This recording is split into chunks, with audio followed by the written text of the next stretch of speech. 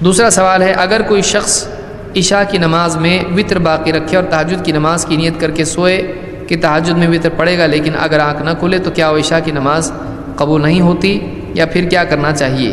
کیا وتر کے بعد میں اٹھنے کے بعد پڑھ سکتے ہیں؟ وتر بعد میں اٹھنے کے بعد پڑھ سکتے ہیں۔ دیکھیے اس بارے میں عشاء کی نماز اگر پڑھ کے آدمی سو جائے اور وتر نہ پڑھے تو ایسی کوئی دلیل نہیں ہے کہ عشاء کی نماز نہیں ہوتی۔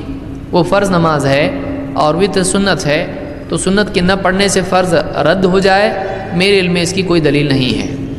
دوسری یہ کہ اگر کوئی سویا رہ جائے اور وتر اس کی چھوٹ جائے تو وہ کیا کرے؟ اگر دن میں وہ بیدار ہوتا ہے یا فجر میں اٹھ جاتا ہے تو شیخ بن باز نے کہا ہے کہ چونکہ اللہ کے نبی صلی اللہ علیہ وسلم کی رات کی 11 رکعتیں جب چھوٹ جاتی تو آپ دن میں زوال سے پہلے 12 رکعتیں پڑھتے تھے، لہٰذا 8 تو تہجد کی ہوئی اور 3 وتر کی تھی، تو 3 وتر کی بجائے آپ 4 پڑھتے تھے۔